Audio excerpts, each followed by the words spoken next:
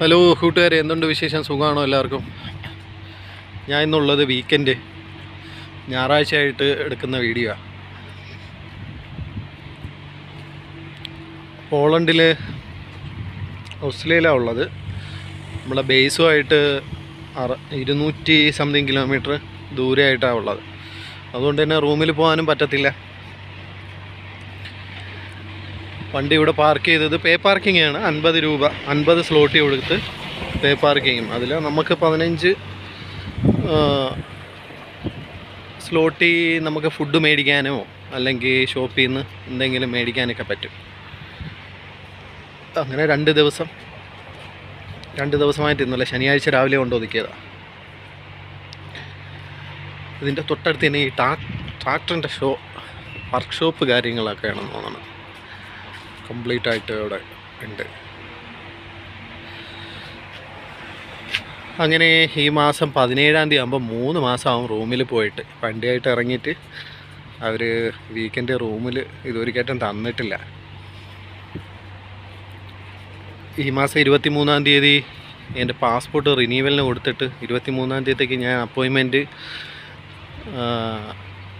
Poland Warsaw Indian എംബസിയിൽ നിന്ന് പോയിട്ട് collect ചെയ്യാൻ വേണ്ടി അപ്പോയിൻമെൻറ്റ് എടുത്ത് വെച്ചിട്ടുണ്ട്. ഇതിൻ്റെ തൊട്ടടുത്ത് തന്നെ KFC ഉണ്ട്. ഇന്നലെ പോയി KFC ഞാൻ മേടിച്ചായിരുന്നു. അപ്പോൾ കൊള്ളാം, കുഴപ്പമില്ല, അടിപൊളി. KFC പിന്നെ എല്ലായിടത്തും ഒരേ ടേസ്റ്റ് കാര്യങ്ങളായതുകൊണ്ട് കൂടുതൽ അതിനെപ്പറ്റി ഒന്നും പറയേണ്ടതില്ല. അതിൻ്റെ തൊട്ടടുത്ത് തന്നെ വേറെ പെട്രോൾ പമ്പ്, പാർക്കിങ് കാര്യങ്ങളുണ്ട്. ഇനി എനിക്ക് ഇവിടെ നിന്ന് 1 കിലോമീറ്റർ 1.5 കിലോമീറ്റർ മാറിയിട്ടാണ് ലോഡ് തിങ്കളാഴ്ച പോയി എടുക്കേണ്ടത്.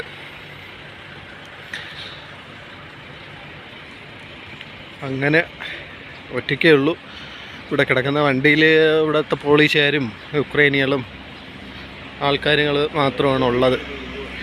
മലയാളിയൊന്നും കണ്ടില്ല. ഒറ്റയ്ക്ക് വണ്ടിക്കകത്ത് തന്നെ ഇരിക്കുന്നു. പിന്നെ ഈ ഷോപ്പെന്ന് പറയുന്നത് നമ്മൾ യൂറോ അല്ലെങ്കിൽ സ്ലോട്ടി കൺവേർട്ട് ചെയ്യാൻ വേണ്ടിയിട്ട് മെയിനായിട്ട്. ഇപ്പോൾ യൂറോ 4.16 ഇപ്പോൾ ഒരു യൂറോയ്ക്ക് 4.16 സ്ലോട്ടി വരെ ഇവിടെ നിന്ന് നമുക്ക് എക്സ്ചേഞ്ച് റേറ്റായിട്ട് കിട്ടും, മാറാൻ പറ്റും.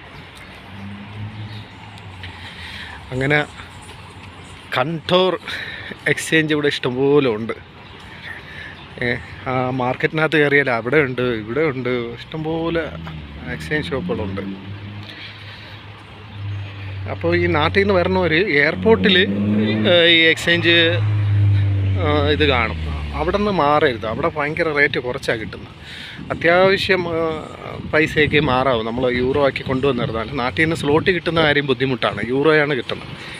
അപ്പോൾ എയർപോർട്ടിൽ ഇറങ്ങിക്കഴിഞ്ഞാൽ നമുക്ക് ആവശ്യത്തിനുള്ളത് മാത്രമേ അവിടെ നിന്ന് തൽക്കാലം എവിടെയാണ് നിങ്ങളുടെ റൂം ബേസ് അവിടെ പോകുന്നത് വരെയുള്ള അത്യാവശ്യ പൈസ മാത്രമേ എയർപോർട്ടിൽ നിന്ന് മാറാവൂ. നല്ല തിരക്കാണ്. ഞായറാഴ്ചയായിട്ട് ഇഷ്ടംപോലെ ആൾക്കാർ വരുന്നു. റെസ്റ്റോറൻറ്റിലായിരുന്നാലും നല്ല തിരക്കാണ്. പിന്നെ ഇവിടുത്തെ റെസ്റ്റോറൻറ്റിലെ ഫുഡൊന്നും നമുക്ക് അത്രയ്ക്ക് സുഖിക്കത്തില്ല. രാവിലെ തന്നെ വണ്ടിയിൽ തന്നെയാണ് നമ്മളെ ഫുഡ് കാര്യങ്ങളെല്ലാം സെറ്റാക്കി ചോറും മീൻ കറിയുമായിട്ടൊക്കെ വെച്ച്. മീൻ ഇവിടെ അടുത്ത് ബദരങ്കയുണ്ട്. ഇന്ന് ഞായറാഴ്ചയായിട്ട് അവധിയാണ്.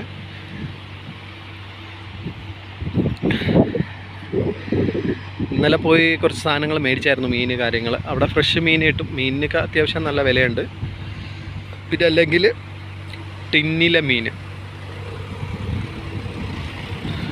ടിന്നിലെ മീൻ മേടിച്ചിട്ട് വണ്ടിയിൽ വെച്ചേക്കും. എന്നിട്ട് അതാണ് കറി വെച്ച് കഴിക്കുന്നത്. പിന്നെ ചിക്കനുണ്ട്, ബീഫ് കിട്ടും. ബീഫ് 40, 45, 60 സ്ലോട്ടി അങ്ങനെയാണ്. മാക്സിമം സാധനങ്ങൾ നമ്മൾ പോളണ്ടിൽ നിന്ന് തന്നെ മേടിക്കും. ഇവിടെ ആകുമ്പം മറ്റ് സ്ഥലത്തെ അപേക്ഷിച്ച് വില കുറവാണ് പോളണ്ടിൽ.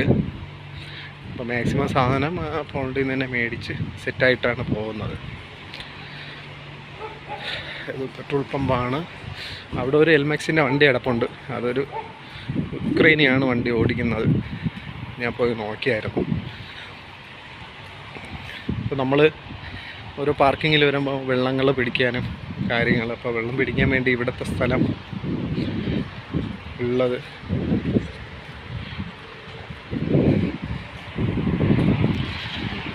ഇവിടെ നിന്നാണ് വെള്ളം പിടിക്കുന്നത്. വെള്ളം പിടിച്ചിട്ട് നമ്മൾ നേരെ കൊണ്ടുപോയിട്ട് യൂസ് ചെയ്യുന്ന.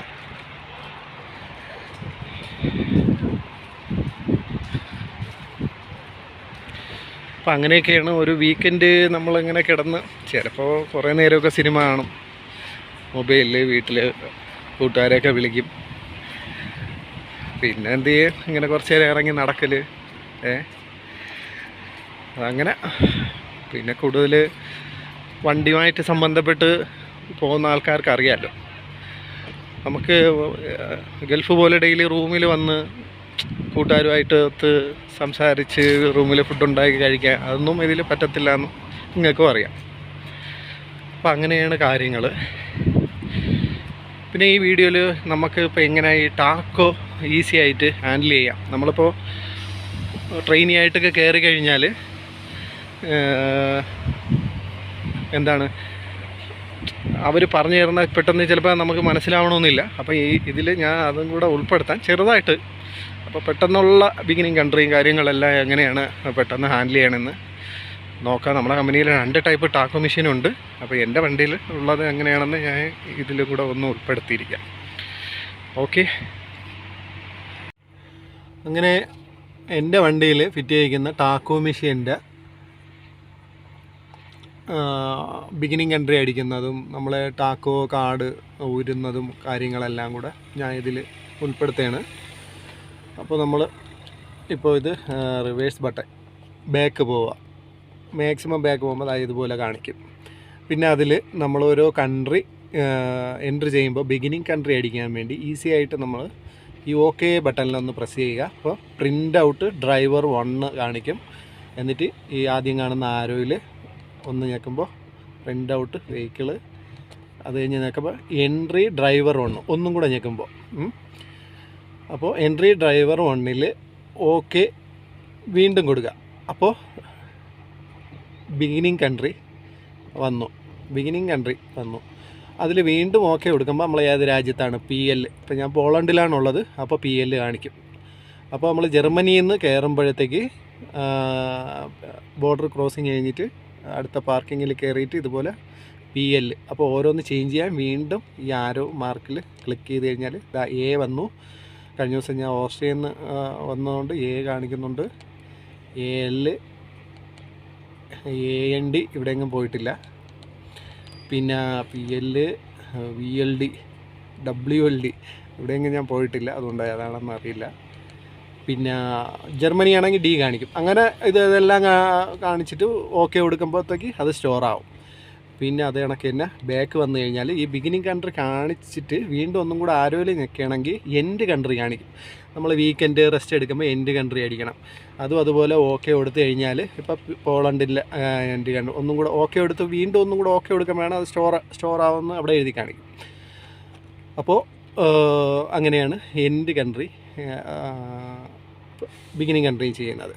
പിന്നെ അതുപോലെ തന്നെ ഫുള്ള് ബാക്ക് പോയി കഴിഞ്ഞാൽ നമുക്കിപ്പോൾ ലാംഗ്വേജ് ചേഞ്ച് ചെയ്യണമെന്നുണ്ടെങ്കിൽ അതുപോലെ തന്നെ ഓക്കെ ബട്ടൺ കൊടുക്കുക. ഒന്ന് റിവേഴ്സ് പോകുമ്പോൾ മെയിൻ മെനു അതിൽ ഒന്നും കൂടെ ഈ ആരോയിൽ തന്നെ ഇങ്ങനെ ഞെക്കി പോകുമ്പോഴത്തേക്ക് സെലക്ട് ലാംഗ്വേജ് വരും. സെലക്ട് ലാംഗ്വേജ് വരുമ്പോൾ അതിൽ ഓക്കെ കൊടുക്കുക. ഇംഗ്ലീഷ് ആണെങ്കിൽ ഇംഗ്ലീഷ്, വേറെ ലാംഗ്വേജ് ആണെങ്കിൽ അങ്ങനെ മാറ്റി നമുക്ക് കൊടുക്കാം. ഇംഗ്ലീഷ് ആണെങ്കിൽ അത് തന്നെ എൻട്രി സ്റ്റോർഡ് ഓക്കെ കൊടുക്കുമ്പോഴത്തേക്ക് അങ്ങനെ. പിന്നെ ഇതിൽ നമ്മൾ ഒരു പാർക്കിങ്ങിൽ കൊണ്ടിട്ട് കഴിഞ്ഞാൽ ഈ 1, 2 എന്നുള്ള ഇതുണ്ടല്ലോ ടാക്കോ, അത് 2 ഫസ്റ്റ് ടാക്കോ സെക്കൻഡ് ഡ്രൈവറുടെ ടാക്കോ. അപ്പോൾ ഈ 1 എന്ന് എഴുതിയ ടാക്കോയിൽ നമ്മൾ ഞെക്കാൻ പാടില്ല, എങ്കിൽ അത് നമ്മുടെ ഇത് കട്ടാവാൻ ചാൻസ് ഉണ്ട്. ഇത് ഞെക്കേണ്ട സമയം എപ്പോഴെന്ന് വെച്ച് കഴിഞ്ഞാൽ നമ്മളിപ്പോൾ ലോഡിങ് അൺലോഡിങ്ങൊക്കെ ചെയ്യുമ്പോൾ അതർ വർക്ക് ഇടാൻ വേണ്ടിയിട്ട് ആ 1ൽ ഞെക്കണം. വണ്ടി കൊണ്ട് നിർത്തുമ്പോഴത്തേക്ക് ഓട്ടോമാറ്റിക്കലായിട്ട് റെസ്റ്റ് മോഡിലോട്ടാണ് മാറുന്നത്. അപ്പോൾ അവിടെ നിന്ന് നമ്മൾ അതർ വർക്കിൽ ഇടാൻ വേണ്ടിയാണ് 1ൽ ഞെക്കേണ്ടത്. ഇതിൽ പ്രിൻ്റ് ഔട്ട് എടുക്കാനും ടാക്കോ റിമൂവ് ചെയ്യാനായിട്ട് നമ്മൾ ടാക്ക് റിമൂവ് ചെയ്യാനായിട്ട് ഈ ഒന്നിൽ തന്നെ ഞെക്കി പിടിക്കണം. പക്ഷേ വണ്ടി സ്റ്റാർട്ടായി കിടന്നാൽ മാത്രമേ ഈ ടാക്ക് ഓയിൽ നിന്ന് ഊരി വരത്തുള്ളൂ. വണ്ടി സ്റ്റാർട്ട് ചെയ്ത് തന്നെ ഇട്ടിട്ട് ഒന്നിൽ ഞെക്കി പിടിച്ചേക്കണം. അപ്പോഴത്തേക്ക് ടാക്കോ റിമൂവ് ആയിട്ട് വരും. അതല്ല നിങ്ങൾ ഓഫ് ചെയ്തിട്ടാണ് നോക്കുന്നതെന്നുണ്ടെങ്കിൽ അത് കിട്ടത്തില്ല. അത് കണക്ക് തന്നെ പ്രിൻ്റ് എടുക്കാനായിട്ട് എന്തെങ്കിലും വയലേഷന് കാര്യമായിട്ട് പ്രിൻ്റ് എടുക്കുകയാണെന്നുണ്ടെങ്കിൽ ഓക്കെ കൊടുക്കുക. ആ പ്രിൻ്റ് ഔട്ട് വന്നിട്ടുണ്ട്, വീണ്ടും അതിൽ ഓക്കെ കൊടുക്കുമ്പോഴത്തേക്ക് ഇപ്പോൾ സ്റ്റാർട്ട് ചെയ്യാണ്ട് കൊടുക്കുകയാണെന്നുണ്ടെങ്കിൽ പ്രിൻ്റ് വരത്തില്ല. അത് നോക്കിക്കോളാം. എന്താ പ്രിൻ്റ് നോട്ട് പോസിബിൾ 36 എന്ന് എഴുതിയിട്ടുണ്ട്. അപ്പോൾ അത് സ്റ്റാർട്ട് ചെയ്താൽ മാത്രമേ പ്രിൻ്റ് ഔട്ട് വരത്തുള്ളൂ. പിന്നെ ഇതിൽ വേറെ എന്താണ്, വേറെ പിന്നെ ഇതിൽ പ്രത്യേകിച്ചൊന്നുമില്ല. ബിഗിനിങ് കൺട്രി, എൻഡ് കൺട്രി, മറ്റേ ഇത് പിന്നെ ഫെറി മോഡ് കാര്യങ്ങളൊക്കെ ഉണ്ട്. ഫെറി മോഡ് ഒന്നും ഞാൻ അങ്ങനെ കൂടുതൽ യൂസ് ചെയ്തിട്ടില്ല. Entry vehicle